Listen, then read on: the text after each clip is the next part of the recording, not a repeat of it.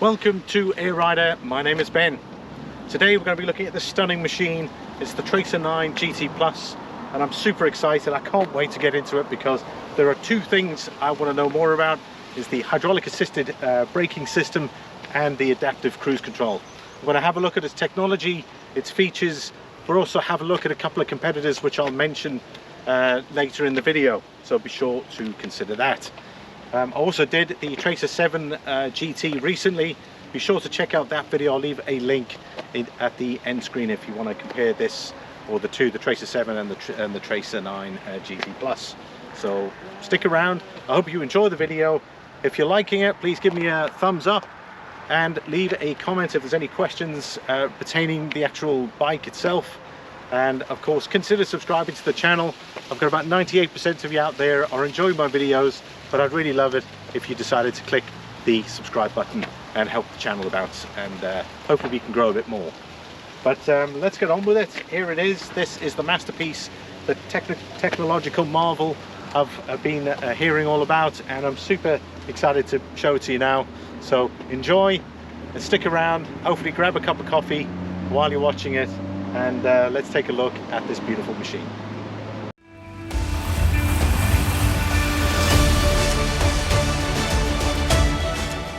We're going to start here at the front. So we've got 17-inch wheels on the front, 17-inch wheels on the back. Dual braking disc, 296mm, so you can expect very strong braking performance for this machine, and you're going to need it for the engine, which I'll go over shortly.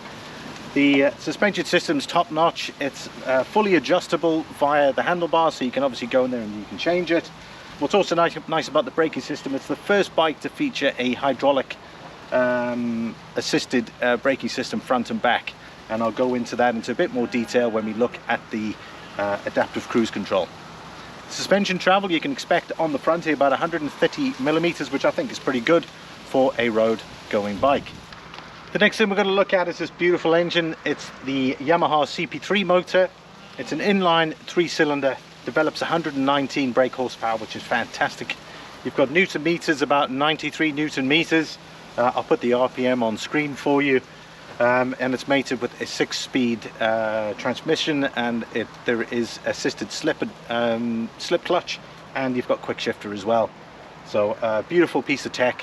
Fuel consumption figures probably around 5 litres per 100, and the fuel tank size is a decent 19 litres, which I think is adequate for a sport touring bike. Just looking at the rear of the bike, I know with the cases on it's a little bit more difficult to see, but you've got a single disc which is hydraulic assisted, 267mm in diameter, and then you've got the 17-inch wheels on the back here as well, and there's a monoshock for the attached to the swing arm, and that is electronically controllable, like I said, with the electronic suspension system, so you can set the preload, and obviously the associated drive modes with it will provide you with the adjustment that you need. The rear suspension travel is 137mm, so you've got 130 on the front and 137mm on the back. Right, we're going to have a look at the front of the bike here, and I just love the look of this bike. I love the way the lighting is all done and blended in with the bodywork. So what we're going to do is we're going to have a look at your low beam and high beam and where that is situated.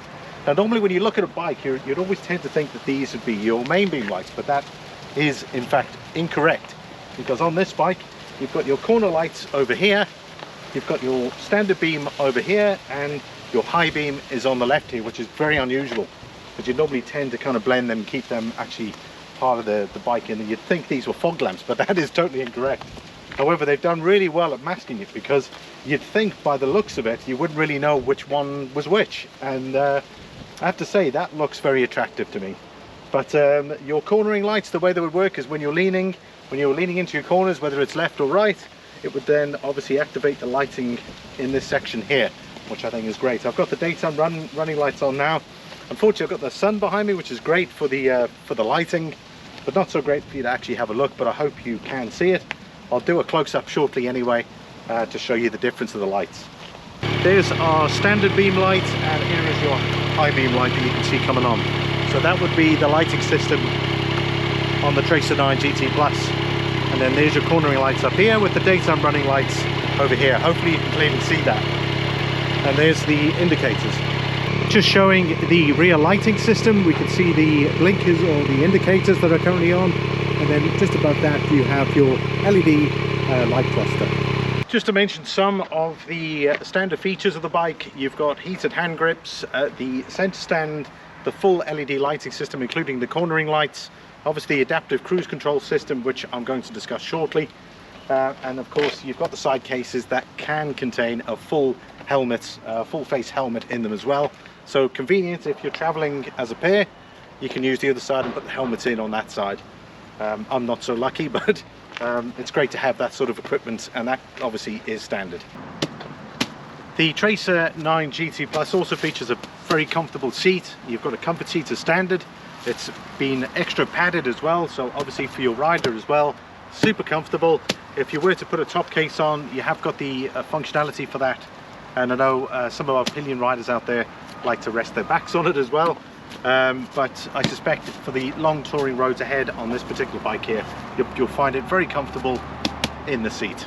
Just to discuss the windshield here, this is a fully adjustable windshield on the Tracer 9 GT Plus, and it can be simply operated by this grab here, and you can obviously lower and increase the height of the actual screen itself. So super convenient for that. I'm not sure if I'd like to do it while I'm riding, but eventually when you're stopped on the side of the road, and you can adjust it accordingly. It's now time for us to get the engine started, so come with me here and I'll show you exactly what you do. Ignition on, obviously your start button is located here.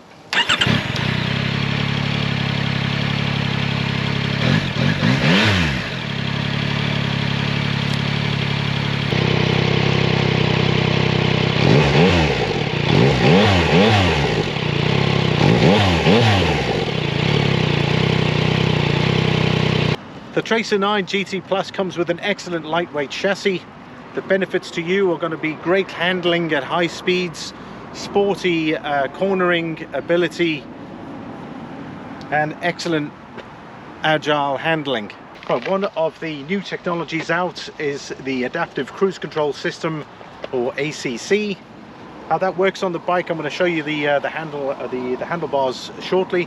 But effectively what you can do is you can set the distance between you and the object in front. When I mean object, classified bike or car for instance. And what it'll do, you can set the speed that you want to set it at. So let's say hypothetically you're doing 120 kilometers an hour. You set the speed limit for that. A car comes in front doing 100.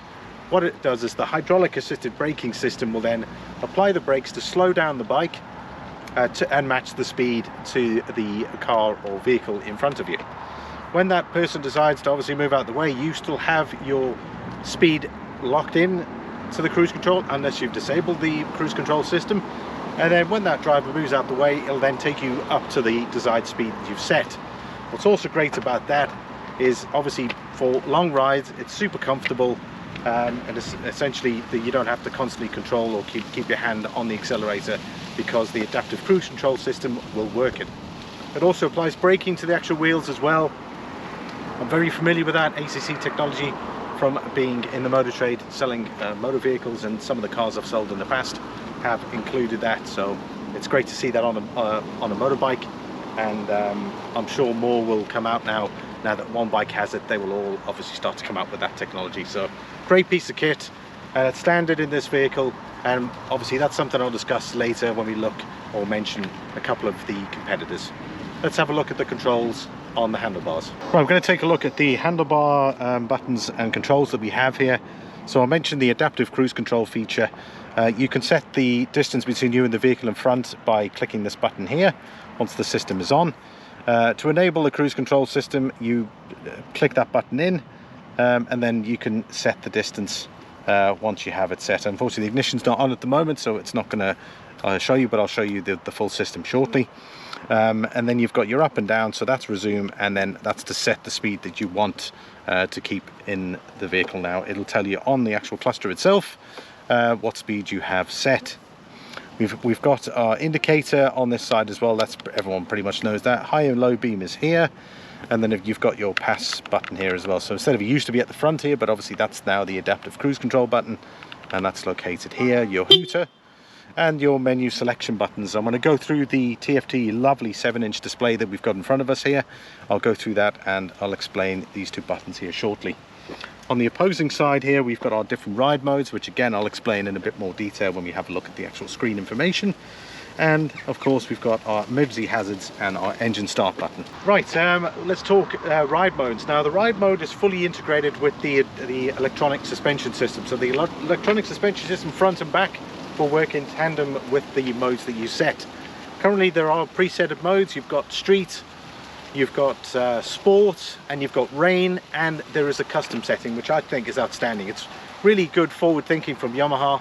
It's an option where you can fully customize the particular mode for yourself. So you could have a bend mode, effectively, if you can call it that, where you can actually customize the bike for your own individual setting and requirement, which I think is just fantastic.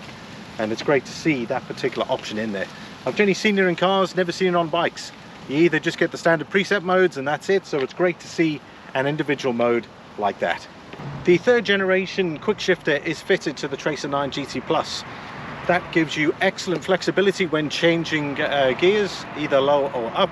Effectively, you can clutchless change when required. So if you need more power, effectively, you can just if you're slowing down and you need that quick acceleration, you can just tap down and change straight into the gear without using the clutch, which is fantastic. So for those who really enjoy a good sporty drive, you're going to see outstanding performance with the 3rd generation quickshifter. Seat height, you're looking at 820 to 835 millimeters. I want to take a seat on the bike now. Obviously the center stand is up. I'm about 5'9". Let's see how comfortable it is. Oh, that's great. Wow. It's really well padded on the bottom here. Your ride height is fairly straight up as well. Very comfortable. You can adjust the screen.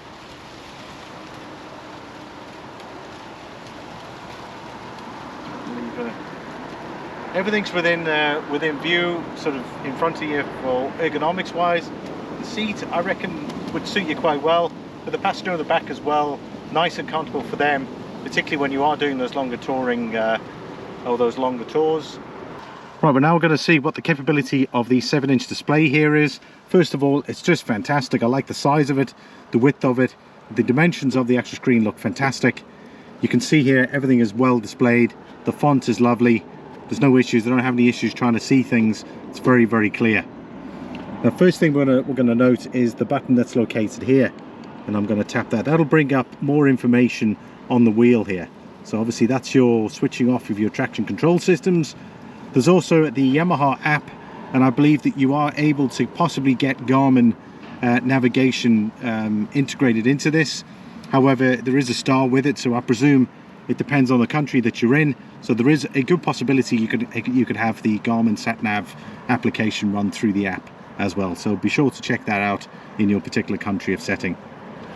First of all, you can customize these options. You don't have to have those particular ones, which is nice. So whatever's important to you, you can obviously set that.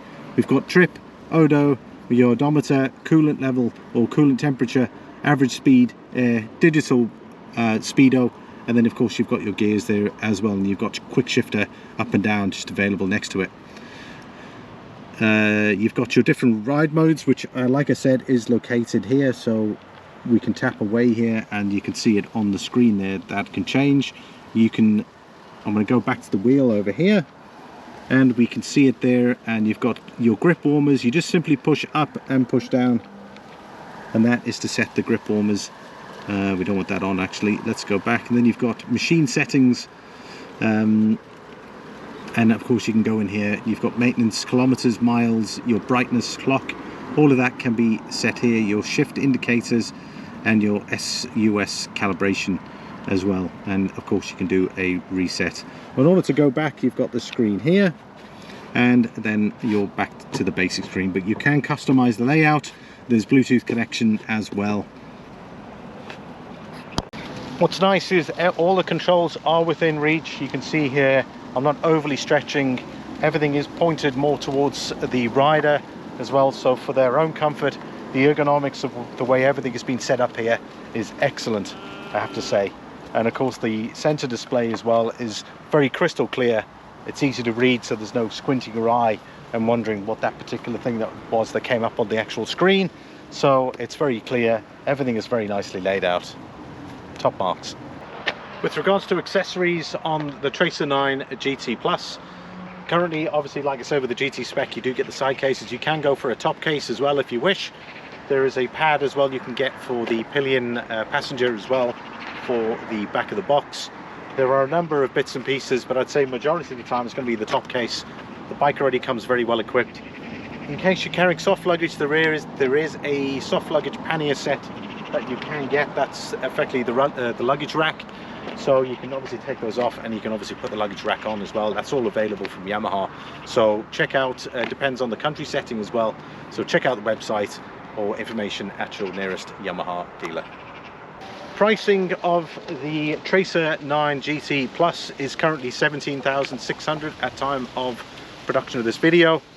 That is in Ireland. Obviously, I'm not sure about continental Europe, so you'll have to find out from your local Yamaha dealer. I would also check and see what the current country settings are for the standard specification, because I know that does change. So just keep that in mind. Everything you see on the bike, bar the crash bars on the side here, are standard. So something to consider, which is going to lead us into our next section, which is competitors. I looked up two competitors for the Yamaha Tracer 9 GT Plus. The F900 XR came in.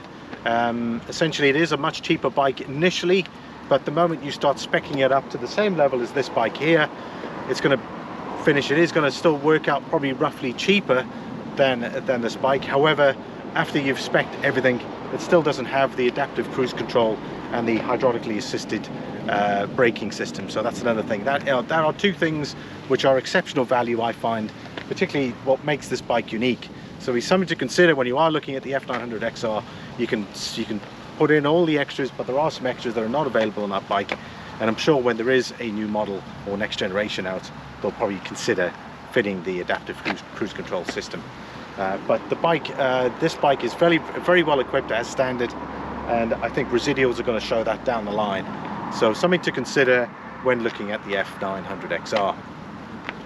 Our next competitor is the Triumph 900 GT, significantly much more expensive and not as well specced as the Yamaha. Its pricing comes in at about 19,500, so substantially more, almost 2 grand. And again, that's just for the base model. When you start looking at the upper specification levels, you're going to be looking at about 21.5 grand. And again, the specification on this bike isn't really available, like the adaptive cruise control and the hydraulically assisted braking system is not available on the Triumph. So something to consider there. Much more, I'd say the whole package on the bike is substantially when you compare it with the Triumph. So when you are looking at those two bikes, definitely consider Triumph's pricing and specification. This is great value for money for what you get. I reckon the pricing shows that. It's fully equipped, there's nothing to worry about. Order it, choose your color, and off you go. My final thoughts on the bike, you know, just going around it, the build quality in this machine is exceptional. I've looked at all the other Yamaha bikes. We had a look at the Yamaha Tracer 7, and even the build quality, even though it's not a 9 and it's at a different price segment, they haven't skipped the quality in their bikes. And this is really something that I'm starting to see with Yamaha. Their consistency to produce high quality motorcycles at a very good price. And I'm seeing more of that. I can see the way they put the bike together. They've taken careful consideration with regards to weight, balance. You know, for those riders out there that want the agility, the sport cornering functionality, the power on the machine through the acceleration. Those that want that. This is a good all-round package that's going to give you exactly what you're looking for. And it's one I'd say has to be top of your list when you're looking in this sort of price range. We mentioned two competitors as well. You know, so I think that this bike highly rates when compared to those to the other two, the Triumph and the BMW F900. So I'd say definitely consider it. The specification on the bike is just magic. I love the adaptive cruise control, the different ride modes, like the customizable functionality for an individual on this bike is just exceptional. You know, you can adjust the preloads on the suspension. And that's back and front. You've also got your modes that you can select. You've got an individual mode that you can customize yourself. that's just something you just don't see, and it's great to see it in a brand like Yamaha. You know, for those doubters out there, I'd say definitely consider heading to your nearest Yamaha dealer and check out their bikes, because they're really up in the ante when it comes to the other premium bike manufacturers, and I'm blown away to see this sort of machine, and I hope you are too. Special thanks to Morans Bike Shop here in Drumshanbo in County Leitrim in Ireland for letting me have a look at the Tracer 9 GT Plus. They're a Yamaha dealer in the heart of Leitrim here, so if you're considering a Yamaha, definitely give them a ring. I'm sure they'll be delighted to help you out, and this is their location behind me. That brings the that brings the bike to an end. That brings the video to an end. Thank you all very much for watching. I hope you have enjoyed the video and you've experienced something, and you've walked away with some experience of the Tracer 9 GT Plus. I hope I've given you enough information. I've sort of trimmed it down a bit when compared to my other videos, and also don't forget to consider looking at the Tracer 7 GT, and I'll leave the link at the end screen. So thanks so much for watching. Please like and comment. I'd love to hear what you have to say regarding this bike. Do you own one? Are you looking are you possibly consider looking at one? So please let me know down below, and please subscribe to the channel. There's about 95 to 98% of you are not subscribed. Consider subscribing, and then you'll always be informed of any new bikes that come out.